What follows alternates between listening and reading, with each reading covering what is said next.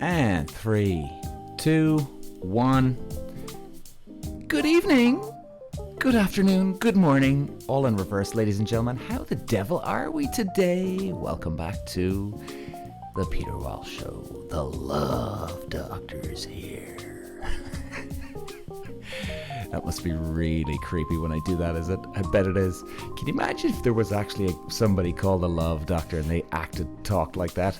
The guy or girl would put you off fucking dating. Oh man, I'd be running a mile, especially if I was a woman. I'd be running a mile from this guy. Hey guys, so, okay, I'm reading another article online here, and this is a kind of a bit of a fun one. A couple of fun facts, and interesting that these are stats from, again, another established news article. And I'm just looking through here now. In fact, I've got them on my phone, and I'm going to just swipe along here. We've got 25 of them we're going to have a look at, and some of them are actually quite interesting, I've got to admit. And even I went, holy shit, really? Because they could very easily be true. Now look, hey, some could be total bollocks too, but you never know. So why don't we get into it? So number one, they start off with saying, couples usually wait until 6 to 8 dates before they're willing to enter into an exclusive relationship. 6 to 8 dates. Now, this, guys, apparently is a fact. I don't know about 6 to 8 dates. I mean, doesn't it really depend on who you meet? Like, I get it too. I've been in situations, relationships where, you know, you just like, oh, I love you, and she's mad about you too, and the two of you just can't keep your hands off each other. I mean, you could see yourself getting caught up within the 5th or 6th date, so that's close enough to the 6 or 8, fair enough. Then again, you see, would you even put a cap on it at 6 to 8 dates? You see, it's a very loose term, really, isn't it? Doesn't it depend on a lot of things? Like, I'm trying to figure this out, guys, myself. Like, I don't have the answers to these ones. But 6 to 8 dates. Like, I can imagine that you're pretty much exclusive at 6 to 8 dates, and you're almost having that final conversation before it wraps up. So it's just, wow, do you know what? This one actually kind of really blows me back, sort of surprises me. Because when I read it first, I went, really? That's it? 6 to 8 dates? And they're exclusive? Like, to me, it sounded really, really short. You know, I guess in my head, for some weird reason, I was thinking you're going to have like 20 dates before you're exclusive. But when you actually break it down to the people that you've gone out with them, and you know you were head over heels for them, they're probably correct on that one. 6 to 8 dates. I'd be interested to know what you guys think. Let me know on social media, or let me know on email, peter@thepeterwalsh.com. Sorry, excuse me, I'm getting my email wrong. Fuck. peter@thepeterwalshshow.com. Very interesting one. Okay, let's move it on. Now, this isn't a big thing, but did you know, guys, speed dating was invented by a rabbi from Los Angeles in 1999? I thought speed dating was around a hell of a lot longer than only, 24 years? I thought it was a lot longer than that. That's all it's been around. It's been in a rabbi, and it was based on a Jewish tradition of chaperoned gatherings of young Jewish singles. Wow. Did anyone else know that? In LA. And I used to live in LA, and I never heard of that one before. That's mad. Even though when I was living in LA, I don't think they had speed dating over there. I never remember speed dating was a thing over there at all. And that was after 99 now. Well, there you go. Okay, number 3. The most common time for breakups, get this, guys, is around 3 to 5 months. Wow. You see, I think that's an interesting one now. That's a really interesting one, and I'm trying to read between the lines on this one. 3 to 5 months. You see, the way I look at it, to me, what that's telling me is that people are jumping in too quick. You see, I know from a lot of other people that I know and actually, guys, I know these people on a personal level, right? People who have gone out with guys and girls. It's a lot longer than 3 to 5 months. Because you know why? Because they're looking for somebody. Quite honestly, they're desperate for somebody. Not everybody I know, of course not. But the people that I know, I don't know many people that actually last 3 to 5 months. Because they're so wanting a relationship, then they actually finally get one, and then they hang on to it for dear life. And to be honest, let's be totally frank here, guys, right? It takes us a few months to actually figure out, like, if a person's really bad for us, it doesn't take us 2 or 3 months to figure out that the person's bad for us. It takes us a lot longer than that, because even if they're bad for us, most of us go into denial.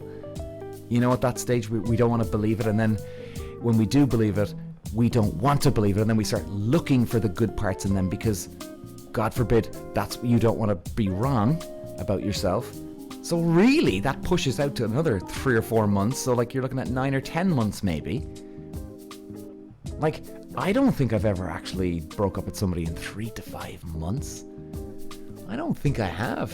I was about 6 months, but that was like that now, guys, was a girl I was going out with. I was totally besotted with her. And all of a sudden she turned out to be this absolute monster demon when her friends were around her. Totally different person. So I got conned in a way, you know.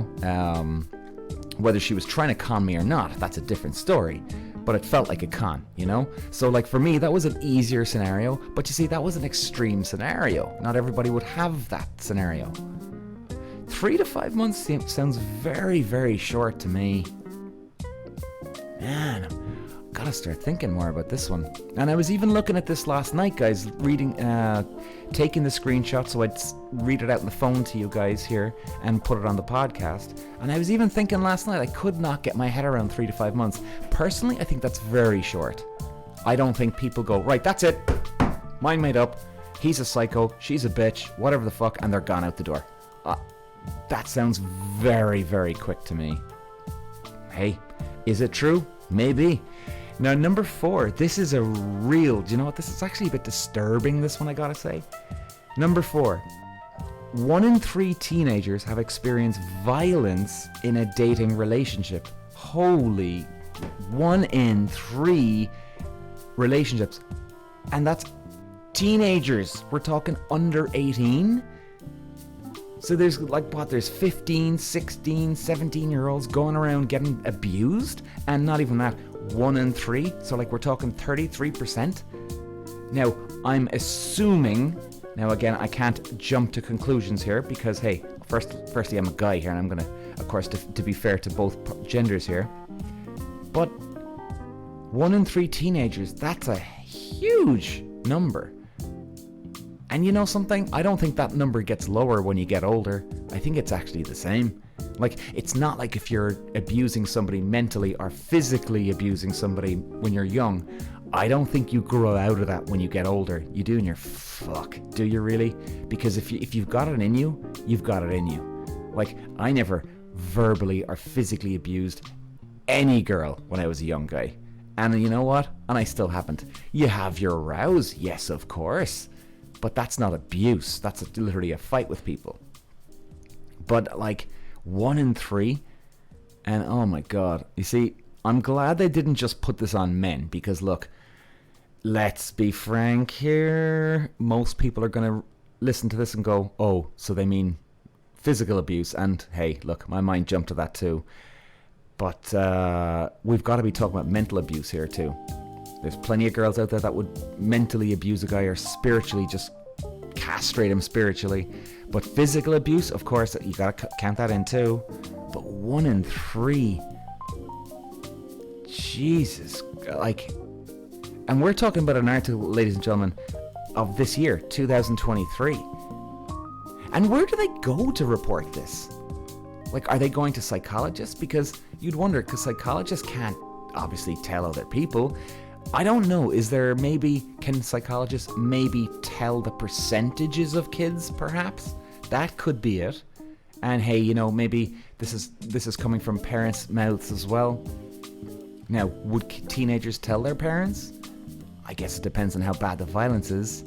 That is stunning. That is stunning, and that's horrifying to hear. Okay, number 5.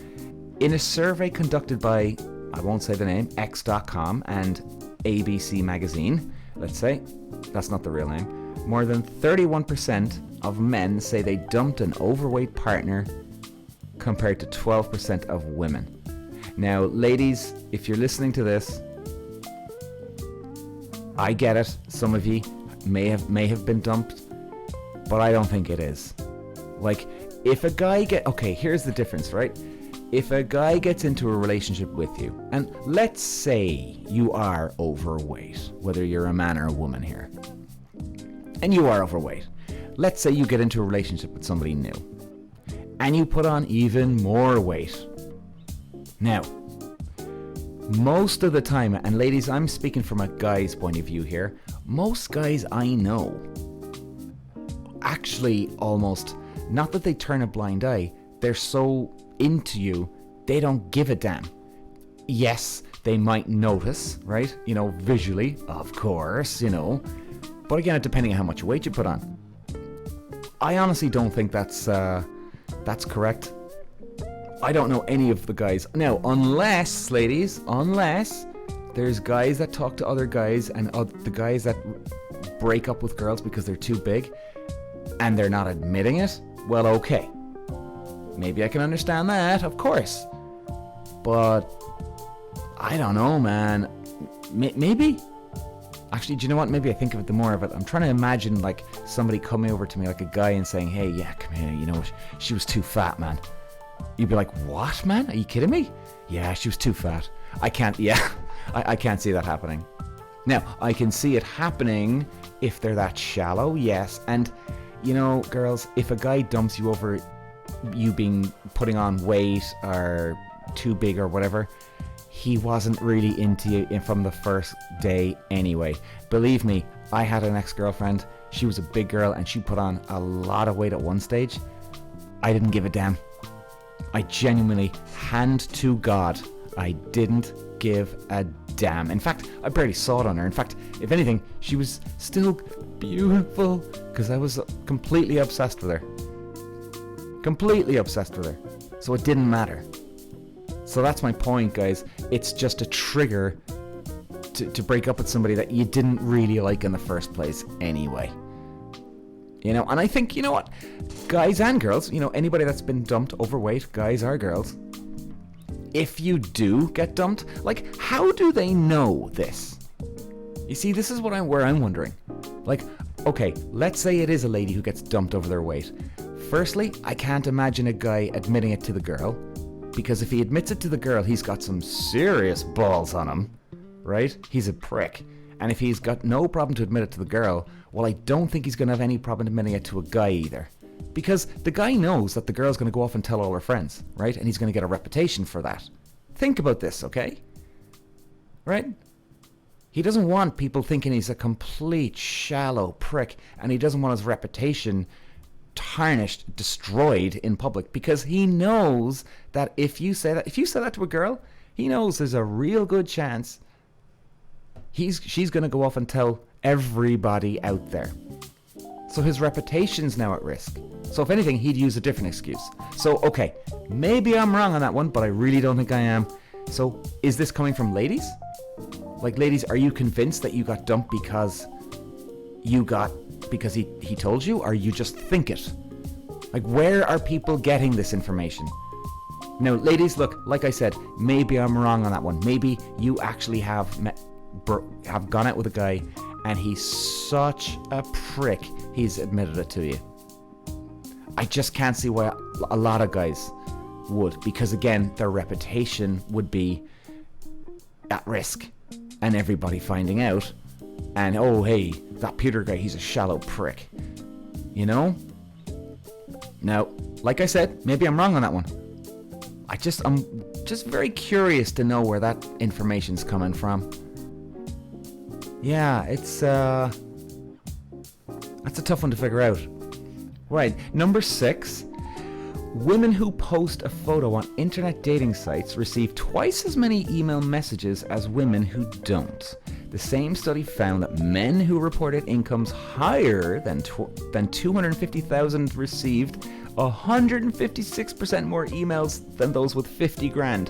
What? Well, I can understand that if you're on social media, some girl's posting up sexy photos of herself, of course there's going to be guys messaging her. But, well, I mean, I think that's wrong. Email messages. I think guys just would send a message on their social media account, not email. But maybe I'm wrong on that one. And then women are into the incomes higher than 250 grand. But you see, where's this information coming from? Who's giving you this information? Are women admitting this openly? Yeah, you know what, actually, John, you can take my name, actually. My name's Mary. I only go for guys with 250,000 euros or higher. Thanks very much. And you can, yeah, my name is Mary. Yeah, really? Are women admitting this? That's total horseshit. And what? Guys are admitting it? Yeah, man. Well, you know, I've got $250,000 in the account, and well, hang on a second. How do you know this? Alright, where do they get their research? Did they go around to 100 men? Hey, do you have 250,000 or more? How many guys are bullshitting on that survey? How many guys are actually telling the truth? See, I don't know, man. I don't know. And then, what about those guys on social media, the jerk-offs who've got no money, but yet they try and come across that they've got the Ferrari out the back? Like, they've literally found a Ferrari in New York City, right? And they got their buddy to take a photo with them with the Ferrari. And, hey girls, look at my Ferrari I bought today. All this horse shit, right? I don't know about this one. That sounds very, very dodgy. Very, very dodgy. But anyway, guys, maybe it's a bit of entertainment. Maybe there is some truth to it. Maybe there is. I just question where they get that information. Now, number 7. Where are we? Oh, this is a good one. But this is a very confusing one. On average, it takes between 12 to 14 dates before couples will trade house keys. Let's just go back there now a second. So, it takes 6 to 8 days for a couple to admit they're exclusive with each other. And then only 4 to 6 more dates, they're exchanging house keys? Oh, give me a break. Give me a break, man. No way. No way. Not a hope.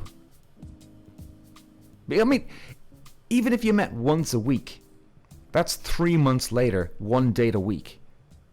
Now, let's be honest, the more you get to know each other, the more dates that fold into the week, right? So you might have 1 a week for the first month, and then the second or third week, or third month, you've met each other 3 or 4 times in a week.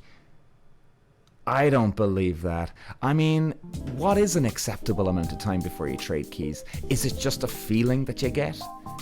I mean, I guess so, right?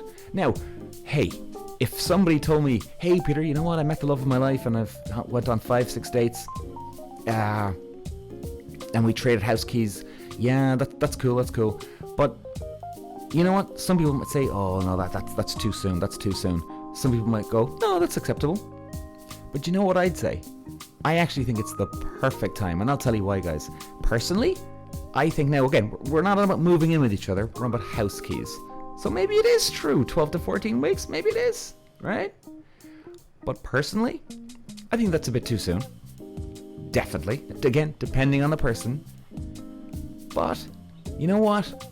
We all need to make mistakes in life, and we need to fuck it up, and as I call it, crash the car. Because sometimes we get too carried away with things, and the only way we can learn is by, like I say, you crash the car, because then you know the limit of certain scenarios. So if somebody genuinely did turn to me and say, yeah man, we're gonna be moving in 3 or 4 weeks. Oh right, okay, that's cool. I ain't gonna judge them. In fact, what I'm saying is, well, good luck, sir. Jesus, good luck there, honey. Well, maybe you might come crash landing back to Earth. But the most important thing is just learn from the mistakes. But house keys, after 12 to 14 weeks, or 12 to 14 dates? Jeez. That sounds very, very soon to me, guys. Very soon. Number 8.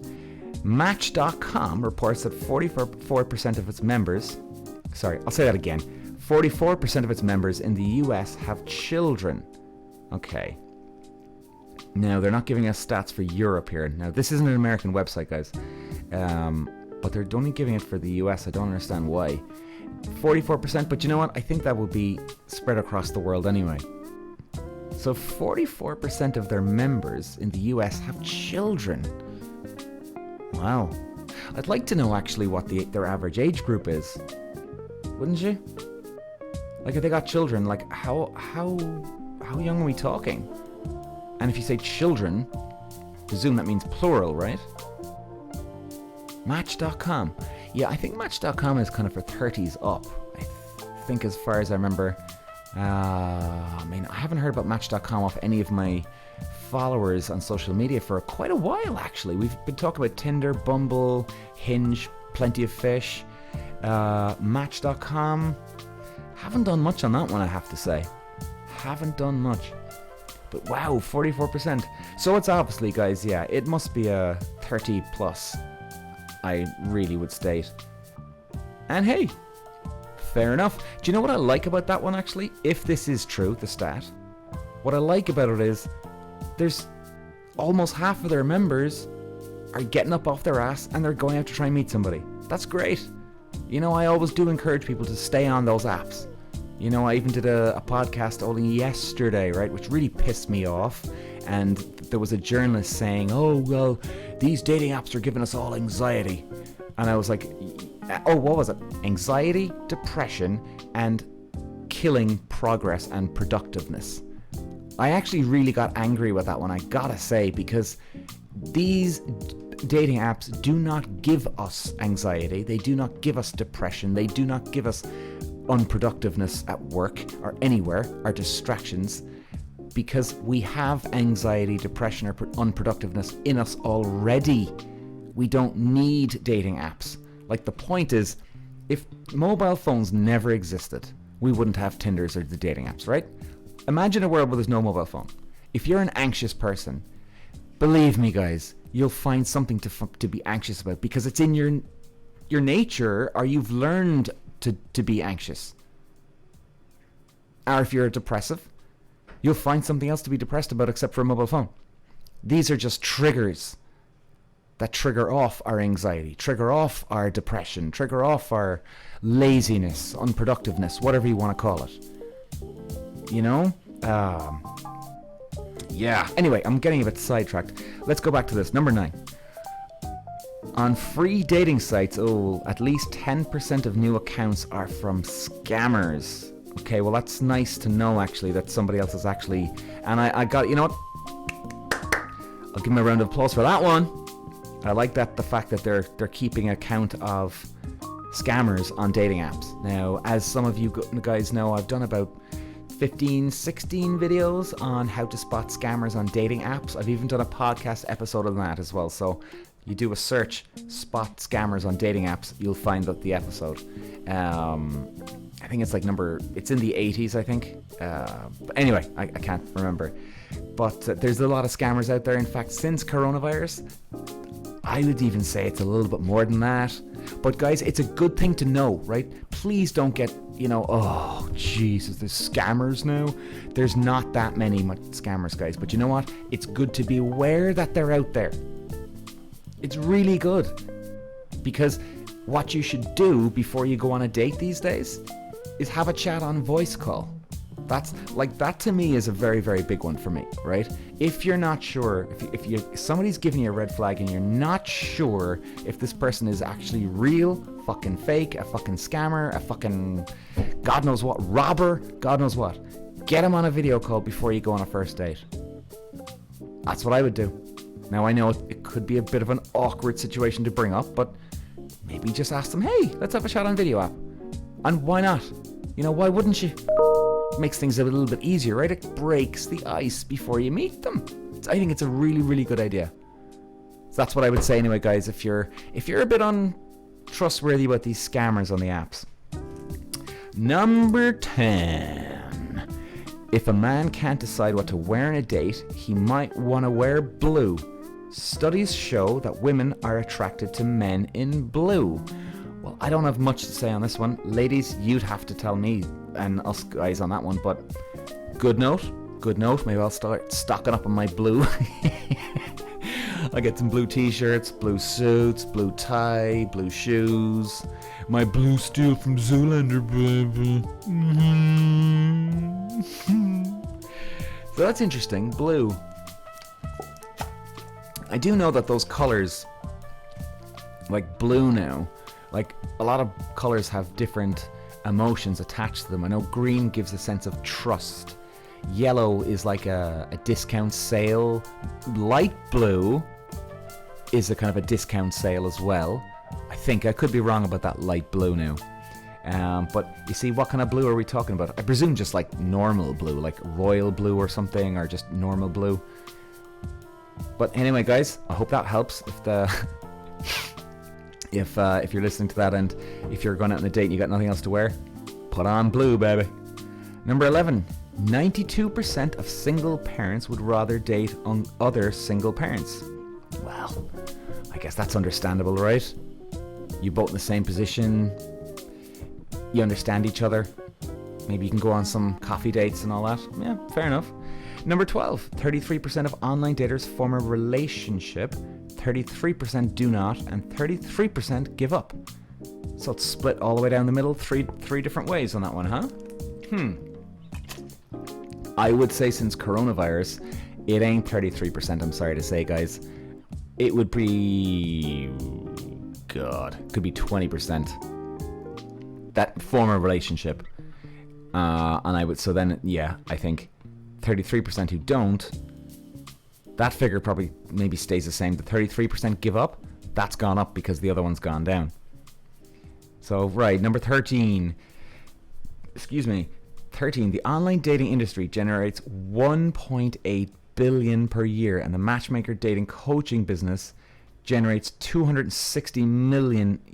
Jesus. And that's in the US alone. And Europe is 240. Oh my God. 1.8 billion. There's no doubt about it, guys. When you're using Tinder or Bumble, you've got a, as a lot of you know, you got a super boost. You pay, I think it's like 50 quid for 3 hours. Sorry, 40 quid for 3 hours. But then only a few weeks later, I knew a friend of mine who was on it, and he said, no, it's gone up to 60. I was like, oh my God. And that's only for 3 hours. What they really should be doing is doing something like where it's, you put in €2, €2, €2, €2, €2, €2. Because unless you're drunk, and by the way, guys, look, I'll admit it. If I'm drunk, I've done that super boost. Genius idea at the time. Oh, sure, come here, of course it is. But then I've gone on it, and you might get 1 or 2 matches. Okay, fine, cool. You chat away to them. But you know what? If I was sober, and they had like a boost for like €2, I'd be popping in €2 every fucking 20 minutes. 10 minutes. Because again, it's the mentality. I'd be thinking it's, shit, look, it's only €2, it's only €2, it's only €2. And by the time I fucking know it, I've blown 100 quid in a fucking day. And probably all of us would be as well, because we're thinking it's €2 is nothing. The stupidness of us humans, guys, huh? Right, what else do we have? Number 14. According to the census, there are 95.9 million unmarried people in the US. 80% in Europe. They're only saying Europe. That's very vague. 47% are men. 53% are women. Now, they're only giving the stat for the US. They don't give it for Europe. Yeah, I don't know, guys. Is this just thrown together, this article? Like, give us the stat for Europe. Maybe it's a mistype. But okay, 47% men, 53% women. All right, I'll buy that. Even though I would actually go the other way. I would say there would have been more men than women single. Even though the percentages have to be pretty much the same, right? Because, well, it takes 2 to tango. Anyway. Okay, what else do we have?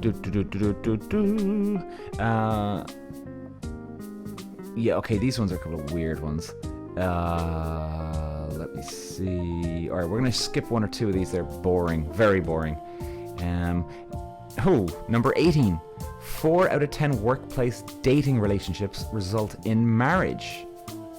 Wow. Now, that's obviously not 4 in 10 single people, of course, but people that do. And actually, that's quite interesting because I've got a few social media emails or messages asking, hey Peter, I met this guy at work, I met this girl at work, we work in separate divisions, but we see each other every day, is it too awkward, should I go for it?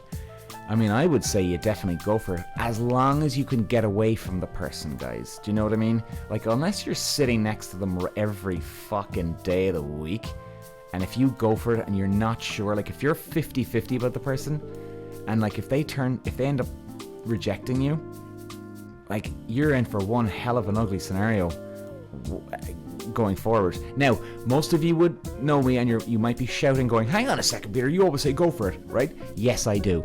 I am always trying to get you to pick up your balls, go get it, go get the guy or girl, always go for it. In a work scenario, it's a different fucking matter. I mean, there's a lot of people that work in a open plan office, right? You're sitting next to the girl or guy, you are spending 8 hours a fucking day or night with that person. I 100% understand that one. What if this doesn't work? Fuck. Oh my god, is it going to be the most awkward scenario in the world? Unless you're very confident, that's what I would say. If you're confident, go for it. But if you're not, ooh, look, maybe you haven't fallen in love with them. If you haven't, well, and it's just a crush, well, I'd say get out quick. Very quick. Okay, let's move on here. Oh my god. Number 20. In the online dating world, women are afraid of meeting a serial killer.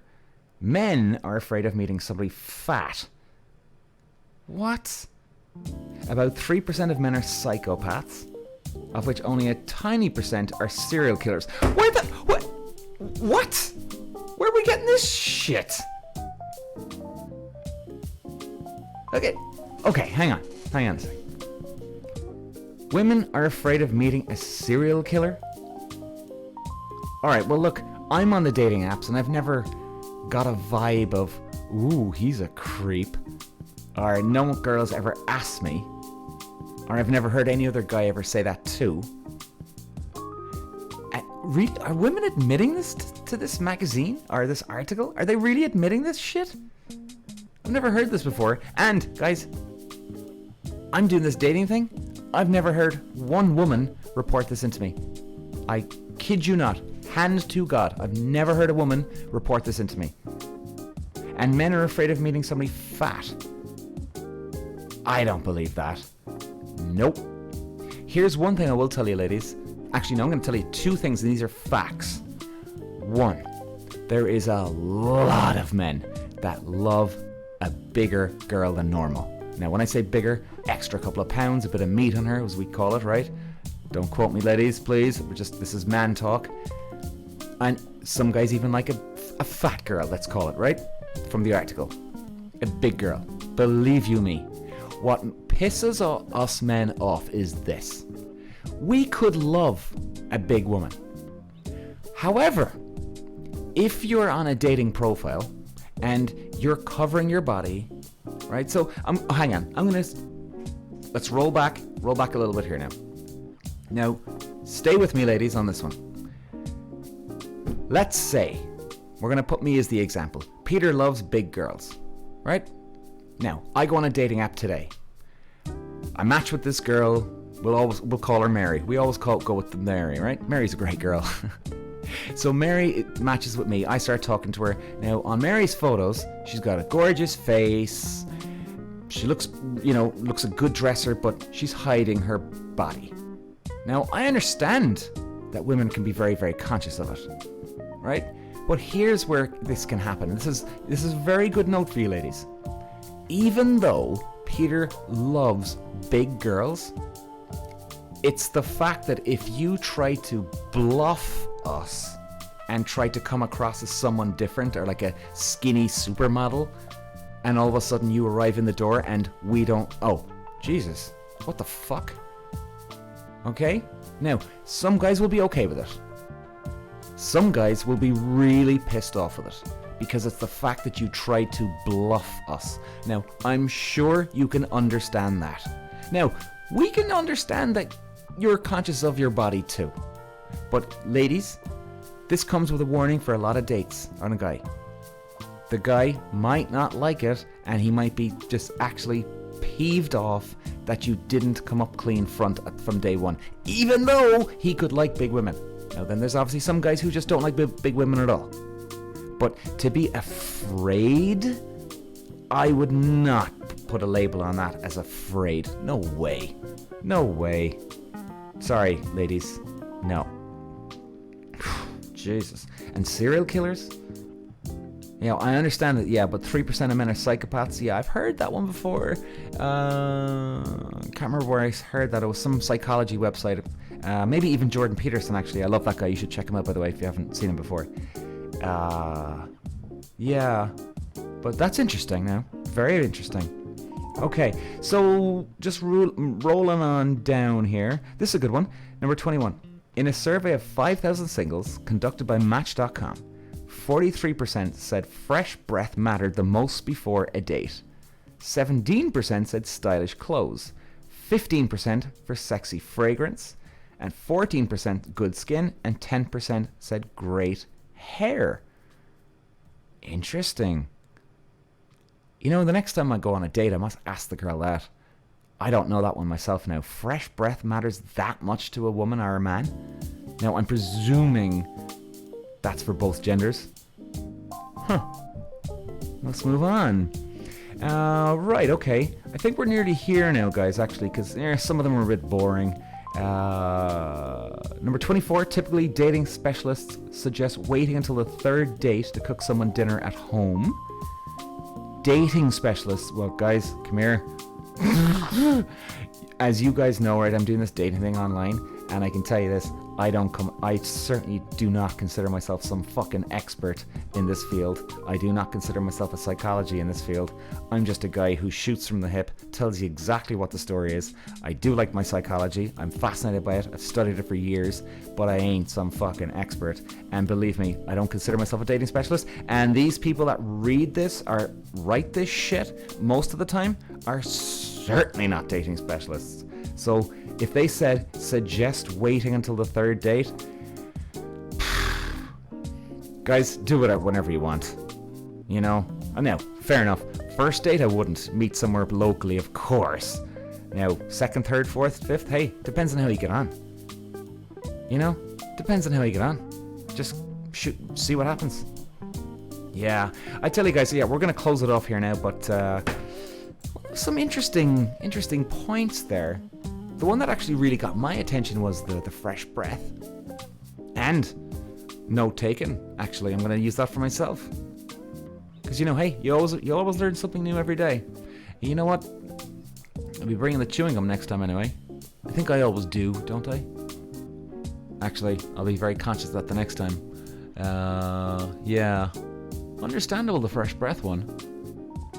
Anyway, guys and girls, hope that was educational and entertaining. And this is the Love Doctor signing off. See you guys.